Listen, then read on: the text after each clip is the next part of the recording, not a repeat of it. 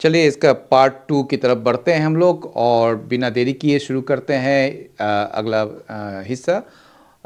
उम्मीद है आपकी पेटी उसी तरह बंधी होगी, यानी कि आप उसी तरह उत्सुक होंगे जानने के लिए कि आगे क्या है। तो देखते हैं। तो members of the union cabinet including home minister Amit Shah and commerce minister Piyush Goyal had assured the country that the existing proportions of seats held by each state will be maintained through a uniform increase। यानी कि जो बड़े नेता हैं जैसे कि गृह मंत्री अमित शाह और जो पीयूष गोयल हैं, उन्होंने सार्वजनिक रूप से यह बात कही थी कि किसी भी राज्य को घबराने की ज़रूरत नहीं है। ठीक है, ये बात कही थी उन्होंने। उन्होंने आश्वासन दिया था कि जब सीटों की संख्या बढ़ाई जाएगी तो वह इस तरह बढ़ेगी कि हर राज्य का जो अभी का हिस्सा है वही बना रहे। उदाहरण के लिए अगर आज उत्तर प्रदेश की ताकत लोकसभा में करीब 15% है और तमिलनाडु की करीब 7% है, तो सीटें बढ़ने के बाद भी उनका प्रतिशत हिस्सा उतना ही रहेगा, यानी सबकी सीटें एक बराबर अनुपात में बढ़ेंगी, जिससे किसी की ताकत कम नहीं होगी। यह आश्वासन उन राज्यों को शांत करने के लिए दिया गया था जिन्हें डर था कि उत्तर भारत के राज्य उन पर हावी हो जाएंगे। यानी कि सरकार ने बार बार यह कहा था कि वो सीटों का बंटवारा इस तरह करेगी कि राज्यों के बीच का मौजूदा संतुलन न बिगड़े। But this assurance finds no place. ठीक है, ये जो एश्योरेंस है ना, ये कोई भी जगह नहीं मिलता है इसको इन द कॉन्स्टिट्यूशनल अमेंडमेंट। समझ गए? इस लाइन का जो मतलब है ये बड़ा सीधा और बड़ा कड़वा है। यानी कि जो पिछले वाक्य में हमने देखा कि मंत्रियों ने भरोसा दिया था कि किसी भी राज्य की ताकत कम नहीं होगी, लेकिन एडिटोरियल कहता है कि जब हम उस असली कानूनी दस्तावेज यानी कि कॉन्स्टिट्यूशनल अमेंडमेंट बिल को पढ़ते हैं तो उसमें ऐसा कोई वादा कहीं भी लिखा हुआ नहीं मिलता। ठीक है, यानी कि आप कहिए तो ये जो राजनीति में दिए गए भाषणों की कोई कानूनी कीमत नहीं होती जब तक कि वे कानून की किताब में न लिखे हो। एडिटोरियल यहाँ यही कहना चाहता है कि सरकार ने जनता को जो मीठी बातें कही उन्हें कानून में शामिल नहीं किया गया।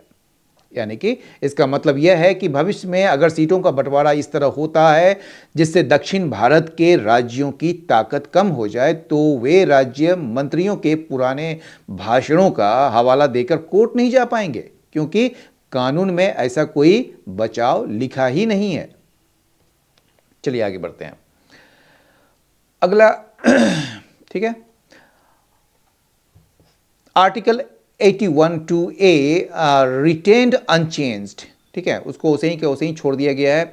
मैंडेट्स, ठीक है, वो मैंडेट्स देता है कि अनिवार्य बनाता है that the ratio between seats and population shall be the same for the all states so far as practicable, जहाँ तक ये व्यवहारिक हो, which is a population proportionality requirement and does not preserve existing proportions. बड़ा अच्छा line है ये, और उसको मतलब कि विस्तार से आप देखिए इसको कि यहाँ जो कानून की जो है ना एक बहुत बारीक लेकिन महत्वपूर्ण जो बात है ये एडिटोरियल हमें समझा रहा है। वो कह रहा है कि पुराना नियम वैसा ही है, यानी कि सरकार ने नए बिल में संविधान के अनुच्छेद 81(2)(a को नहीं बदला है, इसे वैसा का वैसा अनचेंज्ड रखा है।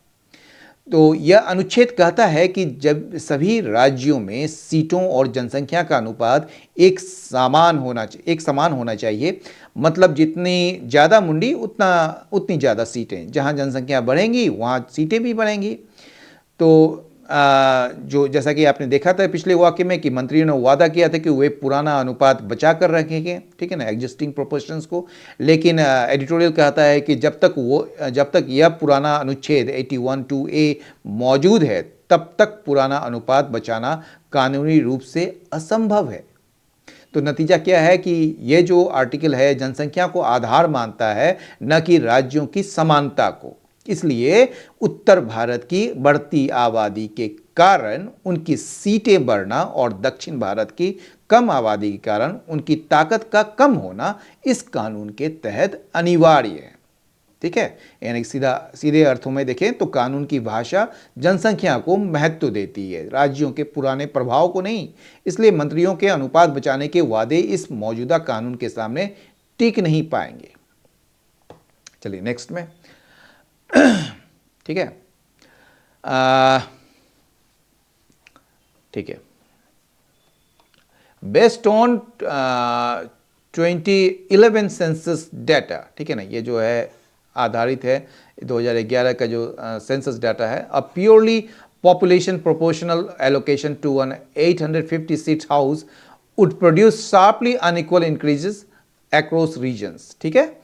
यानी कि इस पंक्ति में इसको 3 बिंदुओं में आप समझें, इसमें जो अर्थ छिपा हुआ है। पहला तो जो आंकड़ों का आधार क्या है, यानी कि सरकार अभी 2011 की जनगणना के आंकड़ों का इस्तेमाल करना चाहती है। लेखक कह रहा है कि चलिए मान लेते हैं कि हम 2011 के आंकड़े ही ले लें और लोकसभा की सीटें बढ़ाकर 850 कर दें, ठीक है। लेकिन अगर हम बिना किसी सुरक्षा कवच के, यानी कि बिना किसी सेफगार्ड्स के, सिर्फ और सिर्फ जनसंख्या के हिसाब से सीटें बांटें तो जो नतीजा निकलेगा वो चौंकाने वाला होगा, है ना। एडिटोरियल कहता है कि इससे भारत के अलग अलग क्षेत्रों जैसे उत्तर, दक्षिण, पूर्व, पश्चिम के बीच सीटों की बढ़ोतरी में बहुत बड़ा अंतर, यानी कि शार्पली अनइक्वलनेस आ जाएगा, ठीक है। इसका जो मतलब यह हुआ कि कुछ इलाकों में तो सीटों की बाढ़ आ जाएगी, जबकि कुछ इलाकों में सीटें नाम मात्र की रह जाएगी। यानी कि सीधे अर्थों में देखें तो ये केवल जनसंख्या को आधार बनाने से भारत का राजनीतिक नक्शा पूरी तरह बिगड़ जाएगा और राज्यों के बीच की बराबरी खत्म हो जाएगी। समझ गए? The Hindi heartland states, that is Uttar Pradesh, Bihar, Madhya Pradesh, Rajasthan, Haryana, Chhattisgarh, Uttarakhand and Delhi, ठीक है, विच करेंटली होल्ड 207 सीट्स, जो अभी 207 सीट है उसको 543 में से, वुड सिक्योर 366, उसमें जो है उसको कब अगर 850 हो जाएगा तो 366 उसको मिल जाएगा। यानी कि ये जो बढ़ोतरी होगी वो 77% की होगी, ठीक है, with their share rising from 38.1% to 43.1%, ठीक है, जिसमें उसका जो शेयर है, उसका जो हिस्सा है वो 38.1% से 43.1% में। इसको भी मतलब 3 अलग अलग पॉइंट्स में समझेंगे। देखिए जैसे कि जो यहाँ पर एडिटोरियल ने जो यहाँ 8 राज्यों को, यानी कि या केंद्र शासित प्रदेशों को जो हिंदी हृदय प्रदेश या हिंदी हार्टलैंड कहा है, उसमें यूपी, बिहार, एमपी, राजस्थान, हरियाणा, छत्तीसगढ़, उत्तराखंड और दिल्ली है, ठीक है। अभी इन राज्यों के पास कुल मिलाकर 207 सीटें हैं, कुल जो है 543 में से। एक जो नए नियम के बाद जो है इनकी सीटें बढ़कर 366 हो जाएंगी। यह 77% की जबरदस्त बढ़ोतरी है। तो अभी पूरे भारत की राजनीति में इन राज्यों की हिस्सेदारी लगभग 38% है। याद रखिएगा, पूरे भारत की राजनीति में इन राज्यों की हिस्सेदारी 38% है। बदलाव के बाद यह बढ़कर 43% से ज़्यादा हो जाएगी। मतलब यह है कि भविष्य में जो भी पार्टी सिर्फ इन हिंदी भाषी राज्यों में जीत हासिल कर लेगी वो पूरे देश पर राज कर पाएगी। बाकी राज्यों यानी कि दक्षिण या पूर्व की बात करें तो उसकी अहमियत बहुत कम रह जाएगी। समझ गए? आगे बढ़ते हैं। द सदर्न स्टेट, जो दक्षिण के जो राज्य हैं आपके, जैसे तमिलनाडु हो गया, कर्नाटक, आंध्र प्रदेश, तेलंगाना, केरल एंड पुदुचेरी, ठीक है, विथ 132 सीट्स नाउ, जिसका अभी जो है इन राज्यों में 132 सीटें हैं, वुड रिसीव, उनको मिलेगा 176 सीट, ठीक है, जो कि मात्र 33% इंक्रीज होगा। यानी कि अगर 77% के अनुपात में देखें तो ये 33% ही इंक्रीज होगा। वाइल देयर शेयर, जबकि उनका जो शेयर है वो ड्रॉप, वो नीचे आ जाएगा फ्रॉम 24.3% से लेकर अब हो जाएगा वो 20.7%। तो इनको भी आप इसी तरह से 3 मतलब कि एस्पेक्ट्स में समझिए या बिंदुओं में समझिए। तो यहाँ दक्षिण भारत के राज्यों की और केंद्र शासित प्रदेश की बात हो रही है, जैसे तमिलनाडु हो गया, आपको कर्नाटक हो गया, आंध्र प्रदेश हो गया, तेलंगाना हो गया, केरल और पुदुचेरी, ठीक है। तो अभी इन राज्यों के पास कुल मिलाकर 132 सीटें हैं। नए नियम के बाद इनकी सीटें बढ़कर 176 तो होंगी, लेकिन यह बढ़त सिर्फ 33% है। याद कीजिए पिछले वाक्य में जो आपने देखा था कि उत्तर भारत के राज्यों की बढ़त 77% थी। तो सबसे महत्वपूर्ण बात यह है कि जनसंख्या मतलब कि संख्या बढ़ने के बावजूद जो है लोकसभा में उनकी कुल हिस्सेदारी या वजन कम हो जाएगा। अभी वे संसद में 24.3% ताकत रखते थे, जो बढ़कर केवल 20.7% रह जाएगी। यहाँ तो कम हो जाएगी, लेकिन वहाँ पर जो है 38 से 41% हो जाएगी, है ना। आपने देखा था ना उसमें। चलिए, ये सॉरी 41 नहीं, 43.1% हो जाएगी। ठीक है, अब आगे बढ़ते हैं। द ईस्टर्न अब पूर्वी राज्यों की बात हो रही है, तो द ईस्टर्न स्टेट जो है आपका would slip from 14.4% to 13.7%। ये 14.4% से ये कितना आ जाएगा 13.7%, और नॉर्थ ईस्ट जो है वो 4.4% से वो 3.8% आ जाएगा ये। ठीक है, यानी कि जो पूर्वी भारत के जो इसमें जो नुकसान हो, जैसे पश्चिम बंगाल हो गया, बिहार के कुछ हिस्से हो गए, और उड़ीसा जैसे पूर्वी राज्यों की जो लोकसभा में कुल ताकत जो है अभी 14.4% है। नए परिसीमन के बाद ये घटकर 13.7% रह जाएगी, ये यानी संसद में इनका दखल कम हो जाएगा। और उत्तर पूर्व की जो मतलब की बात करेंगे तो वहाँ 7-8 छोटे राज्यों जैसे 7 सिस्टर्स की आवाज़ पहले से ही संसद में कम है, यानी कि 4.4%। नए बदलाव के बाद यह और भी कम होकर मात्र जो है वो 3.8% रह जाएगी। समझ गए। अब देखिए, west and the northern non Hindi states जो हैं वुड रिमेन रफली अनचेंज्ड। वो जो है ना वो अनचेंज्ड रहेगा, मतलब वहाँ पर कोई ज़्यादा मतलब पश्चिम भारत जैसे हो गया, इसमें मुख्य रूप से महाराष्ट्र, गुजरात और गोवा जैसे राज्य आते हैं। एडिटोरियल कहना है कि इन राज्यों की संसद में जो अभी की ताकत है ना, वो नए बदलावों के बाद भी लगभग उतनी ही रहेगी। और उत्तर के ये जो गैर हिंदी राज्य हैं, जिसमें पंजाब और जम्मू कश्मीर जैसे राज्य शामिल है, वहाँ जो है जहाँ मुख्य भाषा जो हिंदी नहीं है, इन राज्यों की स्थिति में भी कोई बड़ा बदलाव नहीं आएगी। ठीक है ना। तो रफली अनचेंज्ड का जो मतलब है कि न तो इनकी सीटें उत्तर भारत के राज्यों की तरह बहुत ज़्यादा बढ़ेंगी और न ही दक्षिण भारत की तरह इनका हिस्सा बहुत कम होगा। इनका प्रभाव संसद में लगभग वैसा ही बना रहेगा जैसा आज है। ठीक है, आगे बढ़ते हैं।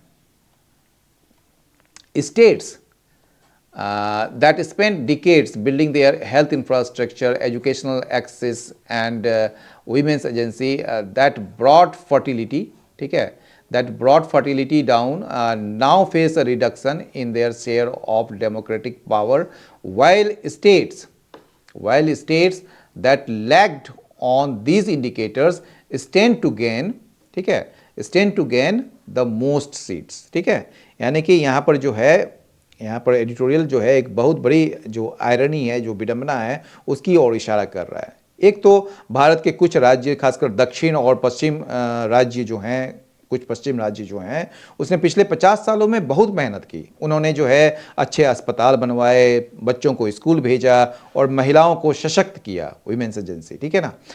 इसका नतीजा यह हुआ कि उन राज्यों में लोगों ने जागरूक होकर कम बच्चे पैदा किए और उनकी प्रजनन दर कम हो गई, जो देश के हित में था। लेकिन अब उन्हीं राज्यों को सजा मिल रही है, यह एडिटोरियल कहता है, क्योंकि जनसंख्या कम होने की वजह से उनकी राजनीतिक ताकत यानी कि लोकसभा सीटें कम की जा रही है।